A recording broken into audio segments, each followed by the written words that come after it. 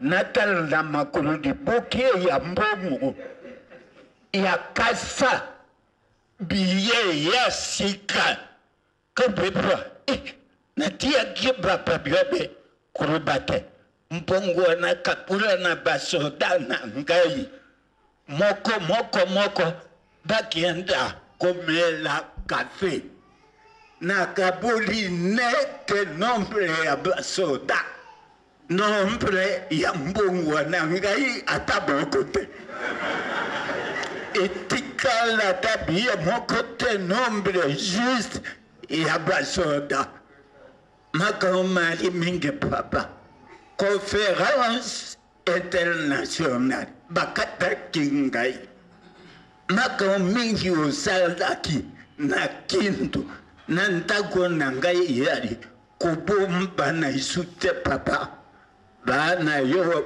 baboni pasi kantolo tukanga makina ye kopetama akufi ajuye lokote kubomba na isute papa uyali na mbongo soko lingile lokaka tobongwa na mindele basala biso anekle zai ekosale mame oyo yali kusungulisa biso oyali tata oyali komeka biso po mabe na biso eleki mingi moke oyo limbisanga o musu na mbumbi mokolo mususu nakolo pe manyema papa kanisa manyema na tango ya laki papa diangenda ukine fwa ode ribanda metango sero malum balijo asalaki mariage ode yaki na bisho wana kiso lokele dibada wikutada mbangumba wiko sepela kubosana STT na profite occasion simba metema bambuta ubali na gouvernement autorité baya utinda kinga iputu yoka kapapa na ya laki moto na kende grave saisir zetas tango kaga bapesi na kei na kirabe ukuta ba election ya Obama na yebisa ki otamu na yi makambo esoko public mukile mobemba yeri na yo oyari moto ten oyinjambi po yo yari kosaru ayo de Dieu biso moko nde sokoto yo kedi yo kulanda kukanga mibuku bulingo misala intereso no bakosala piso moke papa dimbi sangai tango pasteur communale nduni apiense kambo yambo na yera kiyo mususi ya mabende uya mwanda ya mbantaka makire yare kubimaye mama na yatal na makirda wana tambungu ya bibende na kende kula kisayo na ruozi tango tuare yukona dogo papa ukulimbi sanga tuari na rimbu telefona pomba basekre me esrengo ete kingai yokira bana yo maua na pasu yoto na yango na krizo yu tango iso matete totongi krizo kotonga tebre yo kaka obere krizo usala kapoko moisa mukiri ete yo nzambi o bango boke kusala te yo oke kusala nde yangu anandenge osekwesa kibaitaliye bale ya kibango misu nyama kipa na fai bibembe 13 mwani so eke lenga kipaboma na este ekoti patu yoka musute papa nasukise nakuwa misato tata mwana et l'homme santo. Amen. Amen. Merci beaucoup. Kamo tata nsumba linga kayangwana po adame.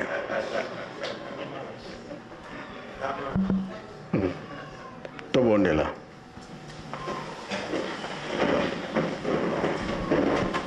Na kombo tata mwana pe tata mulimo santo.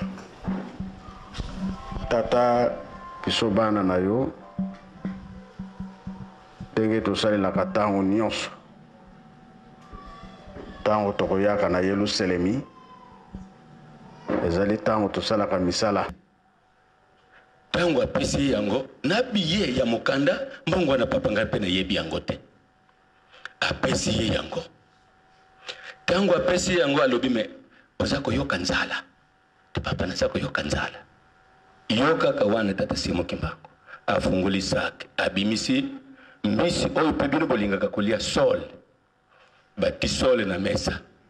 Tata Kimbangu abimisi makemba ya kotela batokisa na matiti na yango. Ye moko alongoli matiti, alongoli matiti, alongoli matiti. Babandi kolia. Tango baza kolia ayebisie tokende na nto verifier okende deja kotala sanza ite papa tokende. Asutuka papa akomi kotambola ondire na pigeon. Oh. Bakomi pe na sanza. Kolongo na sanza il faut tukende kotala prison na batungisa kingai kuna na Mbanza Ngungu. Bahina Mbanza Ngungu. Sekawa papa lokola tovandi awa. Batalisa kie foto oyo tala malamu mwana mobali oyo yende mutu akoteya yo likambo na ngai me mwana mobali oyo azali mwana na ngai penza zwa papier na pesa yo numero apesi ye numero ya telefone ye ayebisi ngai ke na semaine meme 3 fois baza kokutana na Tata Kimbangu kovanda pe kolia pe kosolola. Alors tango alaki yeke na kena nkamba na mululu monene ezali kuna na kozongela yo yambalo tango azongi nde ayebisi ye polele ke ndako awa ovandi awa yo tango zali bebe na Togo bayibaki yo na maternité. Tango bayibi yo kuna na Togo lelo zali awa ngai na kulinga te okontinue kozala mombo simba papier na pesa yo véritable tata na yo na mama bakufa. Tata na yo azalaki Mombala me bande kunena na kisasa azali mama na yo azali kote ya Bambeko awa na Bakongo me sika wa simba papier na pesa yo véritable famille na yo bisika bazali okoyebisa ke kombo ya mama na yo Songolo kombo ya tata na yo Songolo bakufa ya lobi me kasi ngai donc na kosepela na mokilite tata nanu na mona te mama pe nanu na mona te ayebisi o itikali mokete bazozonga boko yambana papa lisolo eza molai soki na kozwa konzo ke nakoma pene na yo manso na ya koloba me mbongo na yo emonani mbongo oyo ya yo eza na elongi na yo papa emonani comme pour dire que mbongo kasi ebandile makambo te. Donc papa kuna deja ngonga nyonso za ko telefone okomisi pasi na ngai na papa est-ce que okomisi pasi na ngai na papa azuye tokende kotala prison na ngai na Mbanza Ngungu bakomi me alekisiri yena nzoka ndi grotte moko ezalaka kuna papa alobi na ye tokota mwana mwasi kombo na Serge na alobi papa mina kokota ndenge nini nazoyoka ba lion baza kolela kuna ezali kaka boloko te banda premier poste na nkamba tiawa za boloko me ba lion baza kolela wana te batu na boloko bango banso bana papa atalisa kie foto ya mwana mobali wana tango a telefone ke mwana mobali wana ye mutu akoteya ye likambo ya Tata Kimbangu malamu nzoka nde mwana mobali wana za musika papa me mwana na yo na lingomba tango a telefone ye kombo ya mobali wana Serge ye Sergine mendo yi ndenge nini melikambo nini ngai naza koyambaka Tata Kimbangu pasi kaka moko soki ya simbi ngai nazo sentir que papa simbi ngai Papa Kimbangu me ngai pe soki na luki na semba ye eloko zoleka dans le vide Ah, mais tango na yiko verifie ke ya solo papa de ngenda pa yebisa kibiso ke na Israeli likambo oyo esalamaka kuna seko mwana wana amonani aza kolela yo papa tiyako ya donc na mokuse papa ifana yako komisera yo profondeur nyose likambo ndeba ndeko bazo sino to sepeli mbongo na yo papa emonani bukunzi na kwa bisto za kuzila na kombo na tata mwana peli musantu amen.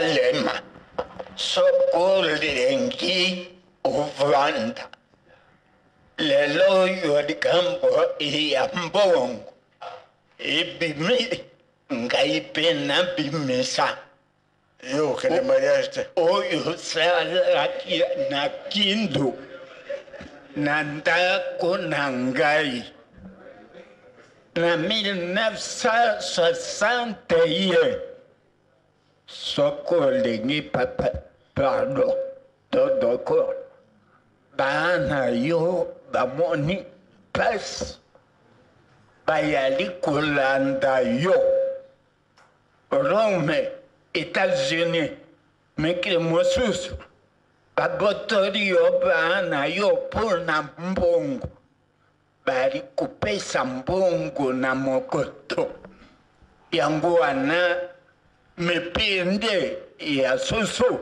na mbongo bali kufuta na leta to bai kotungisa yo ngai papa ekozala ngai pasi oyali vama na kindu tango yaki na keyo kozwa yo na ndako ya passager toyetie na ndako na ngai tokolo te tovandi banda 8 minui kandoro tate auti ukufa sekao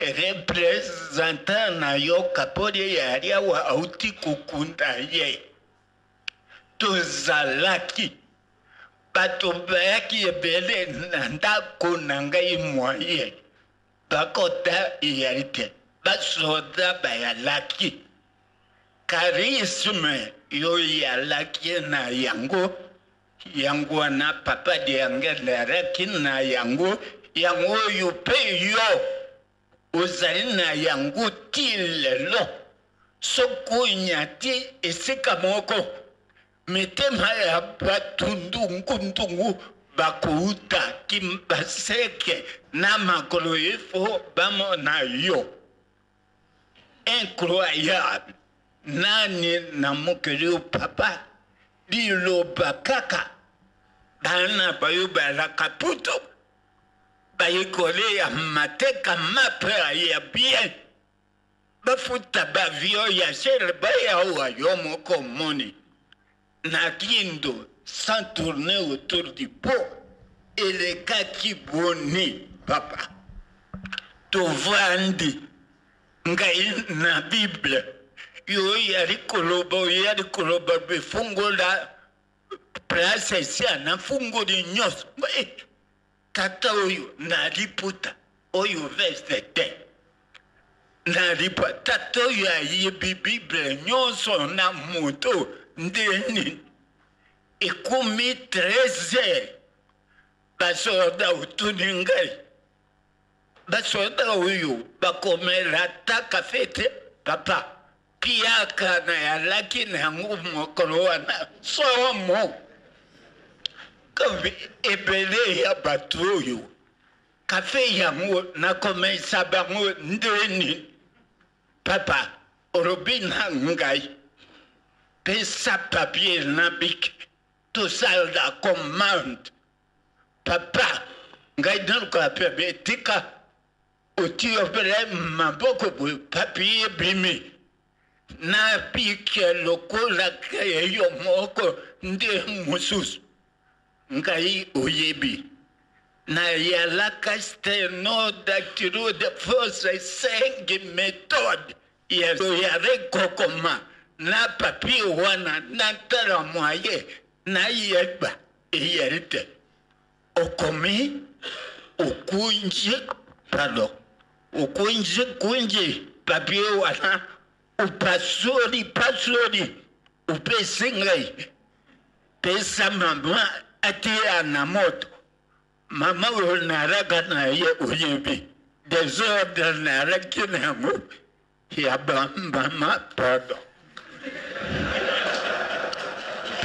papa limbia oluwabi te kupesa mama te yo moko tia na moto na keiko na moto iko pela mama afando pelo pia kaelo kwa kulamba yente batundi tata selo representa ya manyema bayo bautiko bayo pinta kunangai ya for d'avance monene ngazungi na vandi yo à droite ngai à gauche upandi ukontinue koteya utunungai me commande ukenda ikoteya repose yite papa commande ndene papi okenda ikoteya na poste repose yeye poste na yo moto bibesange papa ngame repose yeye tada na makuru nayo papa natal na makuru di boke ya mbomu ya kasa biye ya sika kabeba natia giba pabiabe kurubate mpongo na kapura na basoda na ngai moko bakienda komela kafe na kabuli nete nombre ya basoda nombre ya mbungwa na ngai atabokote etikala tabia mokote nombre juste ya basoda makamali mingi papa conférence internationale bakata kingai makam mingi osalaki na kintu nantako na ngai yari kubomba na isute papa bana yo baboni pas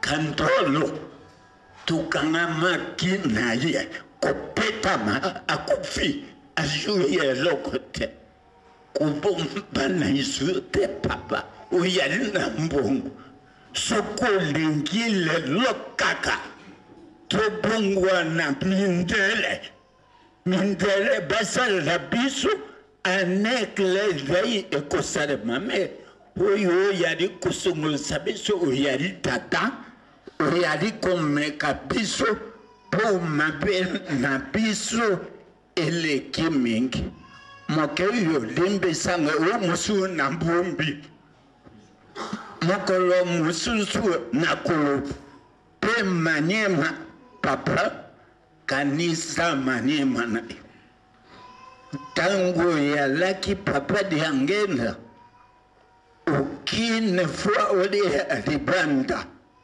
mitango sero malum balijon asalaki mariage ole yaki na bisho wana kiso lokel libanda wikutada mbangumba wiko sepela kubosana STT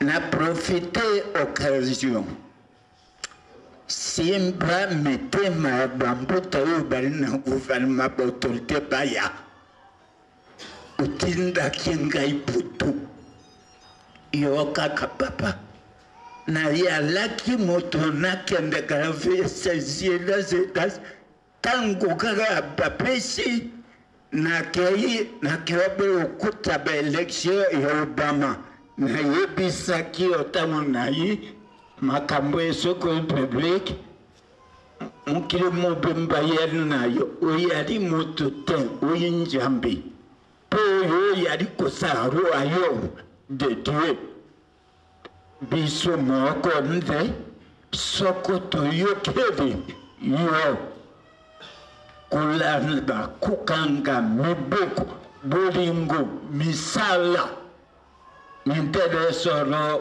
bakosala piso moke papa dimbisangai tangu pasteur communale ndungi apiense kambo yambo na yera kiyo mususi ya mabende uya mwana ya mbantaka makire yare kubimaye mama na yatal na makirda wana tambungu ya bibende na kende kula kisayo na ruozi tangu tuare yukona dogo papa ukulimbi sangai tuari na rimbu telefona bomba basekre me esrengo de kingai yo kira bana yo maua na pasio tu na yango na krizo yu tangu iso matete totongi kriz kotonga te breu kaka obere kriz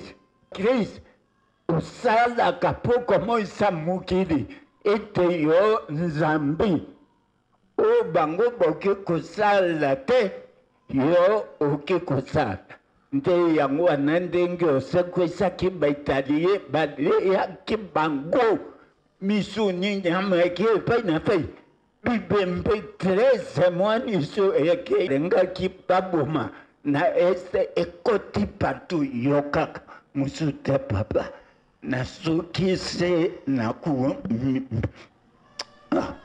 misat tata mwana Eriom Sant. Amen. Amen. Merci beaucoup. Kambo tata Ntsumba linga kayangwana po adame.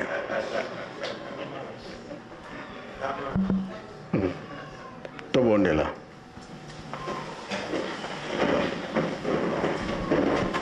Na kombo ya tata mwana pe tata Molimo Sant. Tata kisobana na yo. Ndenge tosalelaka ntango nyonso ntango tokoyaka na Yelusalemi ezali ntango tosalaka misala mokili mobima moyoka mela na ngai mama wa mabota elaka ekokani mbula tuku mitano elongani ngai mwiluka wanga na longi mokili na kombo ya kimba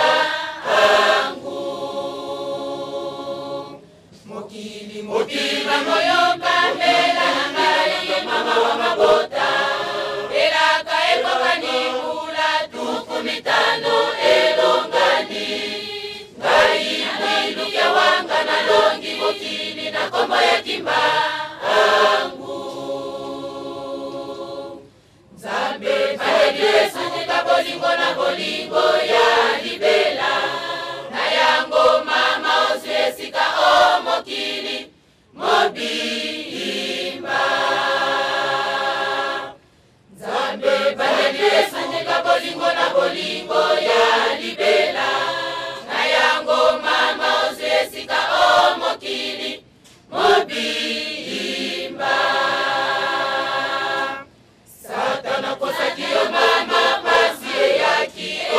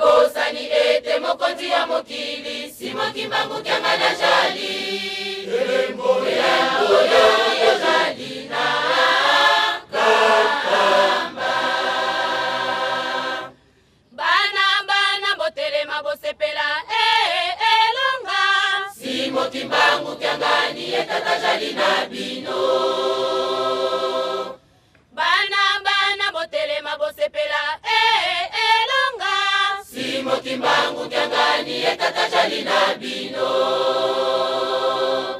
Bana bana bosepelisa ye elonga elaka ekokani. Bana bana bosepelisa ye elonga elaka ekokani. Boyoka maloba ya Satana. Ngai Satana na kanisa kinakokamba mokili oyo.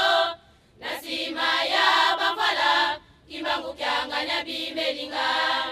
Makasi mangai masili kasina lingi ya kweisa. Elembo ya bolongi pwete ngai Satana na lokota. Ngai Satana na kanisa kinakokamba mokili oyo. Nasima ya bamvala kimbangu kyanganya bimelinga. Makasi mangai masili kasina lingi ya kweisa. Elembo ya bolongi pwete ngai Satana na lokota. Mokili mawa mawa. Bana bana botelema bosepela elonga. Simo kimbangu kyangani elonga. Bana bana botelema bosepela elonga. Simo kimbangu kyangani elonga. Botungisi chata botungisi ngelo ya wanga imwiru kyawanga na longi mokina ina longi. Botungisi chata botungisi ngelo ya wanga imwiru kyawanga na longi mokina ina longi. Botumoli chata botumoli mama ngai mwiru kyawanga na longi mokina ina longi. Botumoli chata botumoli mama ngai mwiru kyawanga na longi mokina ina longi. Ezora elonga na elonga ifunanye elonga imoyani ngai mwiru kyawanga na longi. Ezora elonga na elonga ifunanye elonga imoyani ngai mwiru kyawanga na longi. Ezora elonga na elonga ifunanye elonga imoyani ngai mwiru kyawanga na longi. Botungisi chata botungisi ngelo ya wanga ngai mwiru kyawanga na longi mokina ina longi.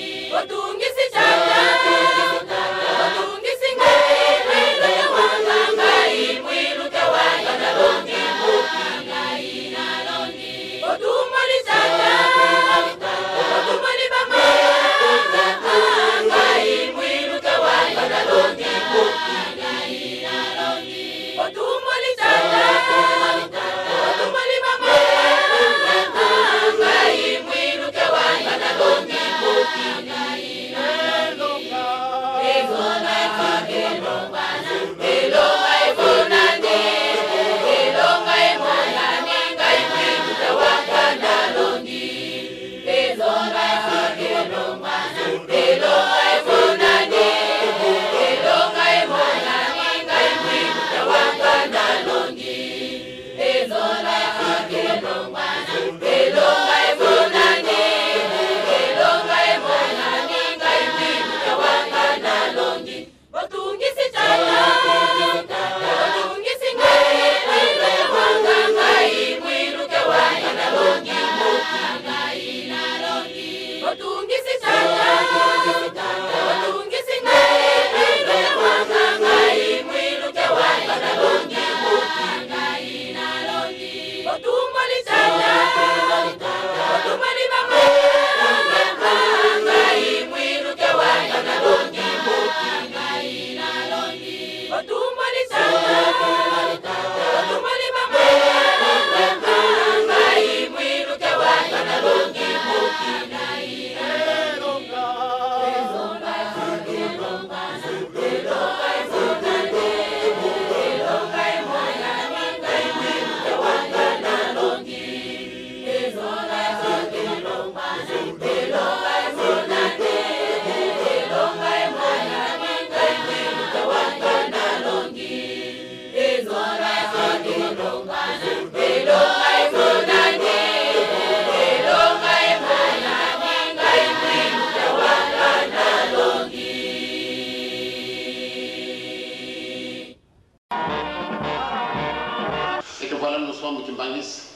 mais nous marchons contre la volonté de l'institution, alors là, c'est une injustice de notre part et nous le payerons cher.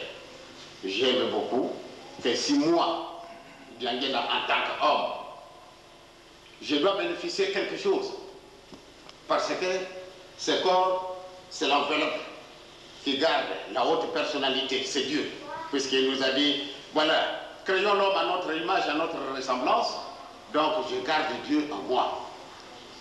Comme il est en moi, je voudrais qu'il soit en vous.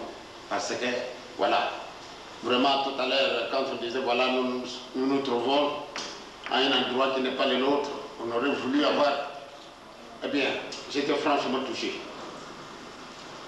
Pourquoi? Parce que, et c'est une réalité, nous ne sommes pas chez nous, malgré que nous adorons le même Dieu, mais du fait que ce n'est pas nous qui avons construit. Et puis d'ailleurs, on nous prend pour des gens qui sont tout à fait contraires à leur réalité. Prenez, mes chers amis, l'évangile comme quelque chose qui vous appartient. Il ne faut pas le considérer comme quelque chose d'importation. L'évangile, vous devez le prendre comme le vôtre. Vous allez voir comment nous allons vivre à l'avenir. Aujourd'hui, nous connaissons beaucoup de difficultés, mais rien n'est dit et que nous resterons les mêmes. Donc, vous devez être correct. Suivez-nous aveuglement. Et nous n'allons pas vous enfoncer dans les trous. Vous serez d'ailleurs content. Peut-être vous souffrez beaucoup. Mais vous êtes la lumière. Et la lumière ne vous permettra pas de marcher dans l'obscurité. Donc, marchez sincèrement, tout en suivant Papa Simon Kimbangu. Et il est devant vous. C'est mon travail de tous les jours. Que je me trouve n'importe où, quand vous faites votre prière. Moi, je suis un pauvre homme, je dors sur mon lit et je dors profondément. Mais celui à qui vous vous adressez, il détient beaucoup de privilèges que nous autres, les humains, nous n'avons pas. Vous priez, dites, voilà, j'ai besoin de ça et ça et ça. Que vous soyez en Europe, que vous soyez en Amérique, en Asie ou en Océanie, ou bien en Afrique, n'importe où, il vous suit. Mais qu'est-ce qu'il a? Et pourtant, c'est un pauvre homme qui n'a pas étudié. Si Yefa tout à l'heure a fait allusion un peu de ce qu'il a été attaqué, parce que Yefa, théologien, et qu'il est, parce qu'il a fait ses études à l'UTDL, il est venu en Europe pour combler le vide qu'il se sentait. Eh bien, au moment où il a voulu présenter sa thèse pour décrocher son diplôme de doctorat, il a eu dur. Parce que là, quand il a appelé Papa Simon Kimbangu les prophètes, eh bien, les professeurs qui sont sincères l'ont attaqué. Et ils l'ont réduit à sa plus simple expression. On lui a prouvé de A à Z que ce n'est pas un prophète qu'on nous a envoyé, mais un véritable messager, un envoyé. D'ailleurs, c'est bien dit. Même dans le jugement du 3 octobre, quand on le prononçait, on a dit bien, moi. Quand on demande à Papa, mais qui êtes-vous? Êtes-vous un prophète? Il dit lui-même, non, moi je ne suis pas un prophète. Moi. Un envoyé. Vous avez tout dit. À vous autres, je ne voudrais vraiment pas vous faire de nouveaux discours, puisque vous en avez déjà reçu de la part du secrétaire général.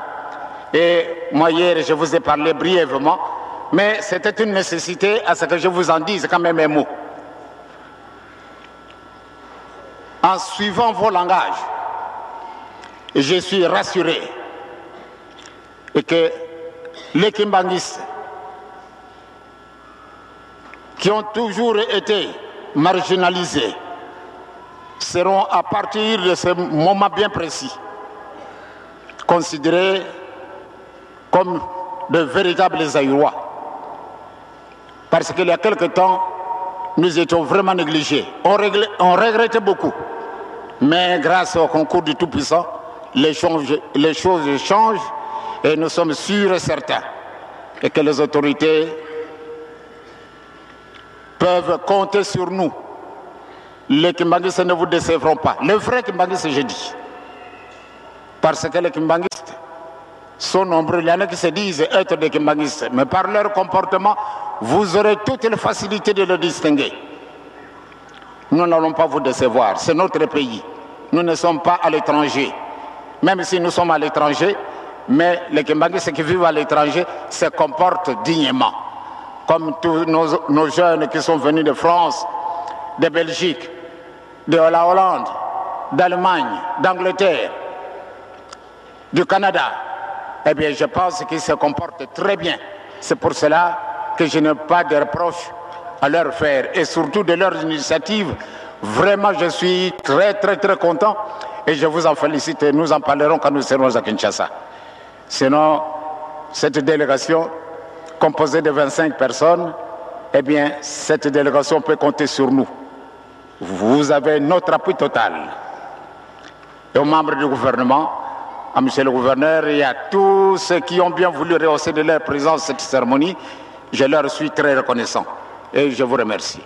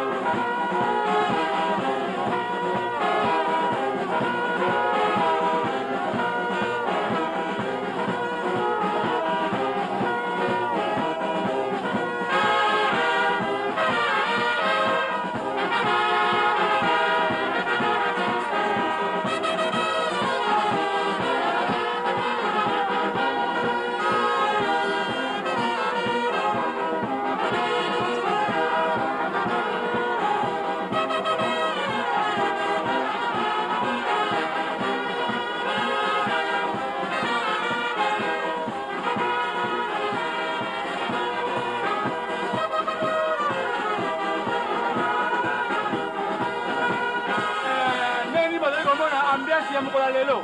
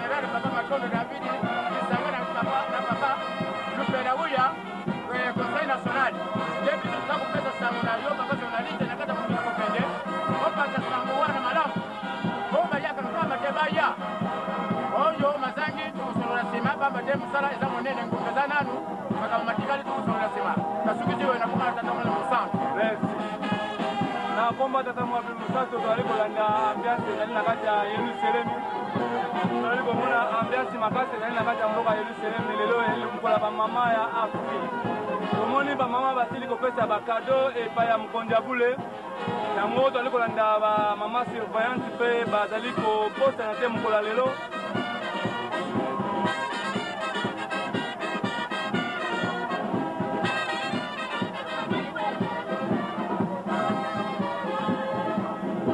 peto ali na papa dudu a ko ko ita biso ambiance lelo ezali ndenge nini mkola lelo so mo lelo penza ese ko kutte baranga to c'est la mona kamba la mona la télé no pesa usted para que comience la kamba la comina la lona venga lona zambe la jawa pero la muy pesa lo que te la da usted va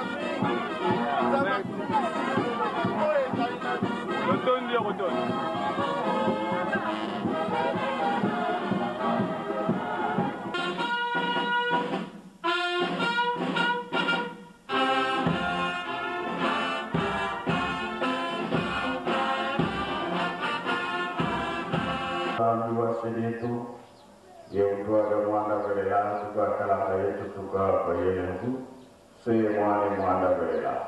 Amen.